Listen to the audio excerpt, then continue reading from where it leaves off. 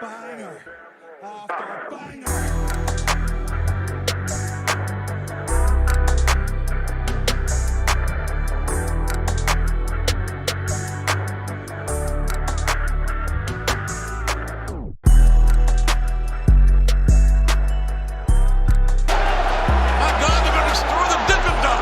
What's going on, guys? It's your boy Big Hero Chris back at you with another one.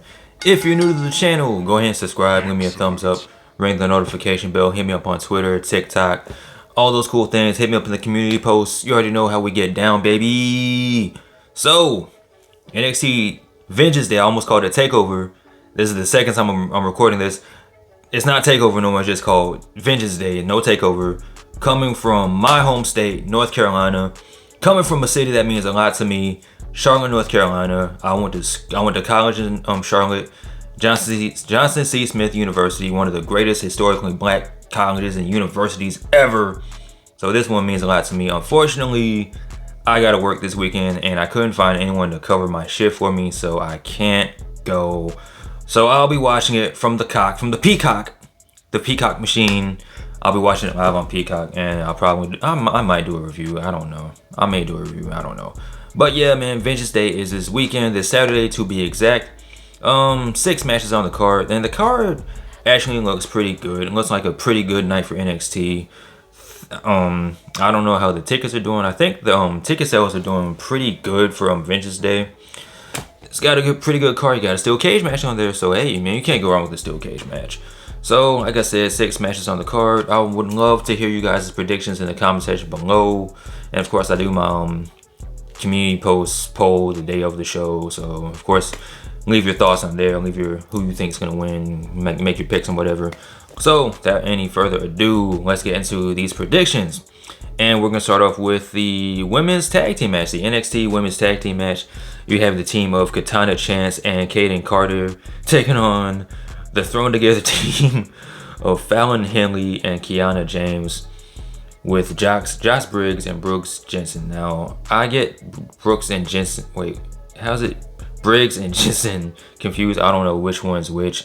I don't know. So pretty much the story of this match is between Kiana James and either Briggs or Jensen, whichever one has the mullet, I think. Is in a relationship, quote unquote, with Kiana James, and Fallon Henley is not with the shits. She doesn't trust old Kiana James. She feels like she's up to something. She has glasses on, so that means she might be evil. We don't know. She called her on the phone saying "I love you" to somebody. She doesn't trust old Kiana James. So the main story is: can these two women coexist? Can they come together for the greater good of taking the tag titles of Katana Chance and Kayden Carter? But outside of that, I mean, the match should be fine.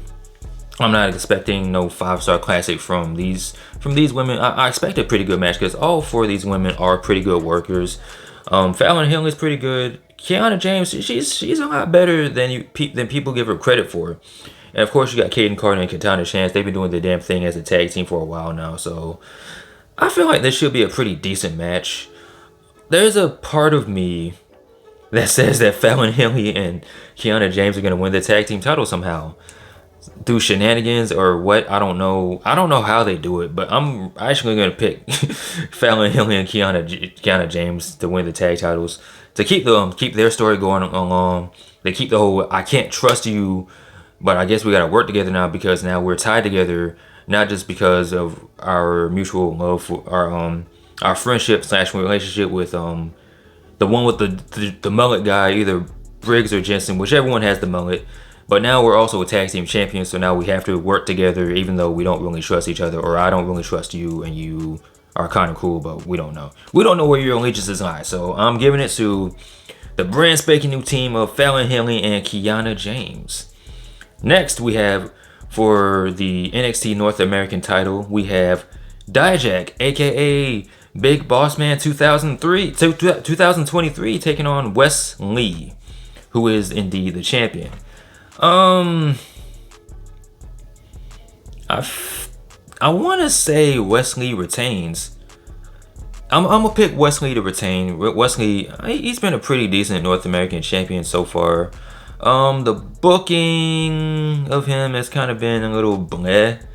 How he's been utilized has been pretty bleh, which sucks because he's actually pretty cool, really good wrestler, really likable as a person. So I'm rooting for him to win, not only in wrestling but as in life as well. It's just that I wish he would like do a little bit better by him as far as booking goes. And Dijak, as far as you go, new Millennium Big Boss Man or Batman, Justice, Vengeance, whatever the fuck you got going on. Keep on keeping on, brother. It's all gonna work out for you, buddy. But on this night, it will not work out for you because you will lose. You will lose, and you will not be NXT North American Champion. All right. So next up, we have a 2 out of 3 falls match between Apollo Crews and Carmelo Hayes. Now, this is probably the match I'm looking forward to the most outside of the steel cage match. This is the match I'm looking forward to. It's like I said, it's a 2 out of 3 falls match. Pretty sure this has a lot of potential to be the match of the night. This is the match I have my eye on because I really enjoy both talents. I really enjoy Apollo Crews. I almost call this man Apollo Creed. Apollo Crews as a wrestler. I'm gonna be honest with you guys. Come here. Don't tell anybody about this. I actually miss him having the Nigerian accent. Please don't tell anybody I told you this. Please, so it stays between you and I. Whoever's watching this, don't tell anybody about this. But I actually prefer Apollo Crews when he had the borderline. I actually prefer Apollo Crews when he had the Nigerian accent. Because the gimmick they got him with now, the whole NXT gimmick, the whole That's So Raven gimmick, I don't get it. Like, where did he get these powers from? How can he see the future? How does he know what's going to happen next? How does he have these premonitions about what's going on in the future? That I don't get that. I'm not really feeling that too much. I miss the Nigerian accent. As far as who wins the 2 out of 3 falls match, you got to give it to the man. You got to give it to money. You got to give it to the dude who does not miss. And that man is indeed him, Carmelo Hayes. Because, man, I think you got to build Carmelo up to win that NXT championship from either Grayson Waller or Bron Breakker. Carmelo Hayes has to be the champion. I feel like if he makes it to the main roster without being the NXT champion at least once,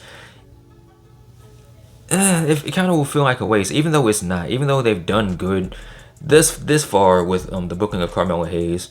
He's a 2-time NXT North American champion. He really brought a lot of shine and prestige to the championship. He's good as champion. And I feel like he really does need to be NXT champion. I feel like this is going to be another stepping stone, another building block that's going to put him in contention to be NXT champion. So you got to give the win to Carmelo Hayes. All right, so for the NXT Tag Team Champions, you have the team of Gallus taking on Pretty Deadly, taking on Andre Chase and Duke Hudson representing Chase U, taking on the champions, The New Day. Honestly, I wouldn't mind seeing the New Day retain, because I feel like after the New Day gets through this little feud with Pretty Deadly and all these dudes, I feel like the next team that's gonna come after him is was it the Schism, the Tree Group with the 4 roots, 1 tree. Them, I'm blanking on the name, but them. I feel like that's gonna be the next NXT feud. Schism, I feel like Schism is gonna end up being the team that ultimately beats the New Day. But as for this match, as for this show, as for this night, the New Day is gonna come out with the win. They will still be your WWENXT Tag Team Champions. Yeah, it's gonna be the New Day. All right. So now we have a triple threat match for the NXT Women's Championship. You have the two remaining members of Toxic Attraction, Jacy, Jayne, and Gigi Dolin taking on the champion, Roxanne Perez. So this past week on NXT, we ultimately did have the little tease that the Toxic Attraction is breaking up, but they was kind of just playing a trick on Roxanne Perez. They were in cahoots.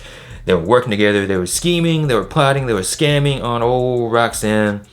But I feel like you are going to see more of a dissension between these two, because during the little I think it was a sit down between Gigi and Jacy that they were doing an interview, and I think it was Gigi that said that she's gonna win the NXT championship or women's championship instead of saying either one of them was gonna win. I think you're gonna see like a little tease of them splitting, like for real this time.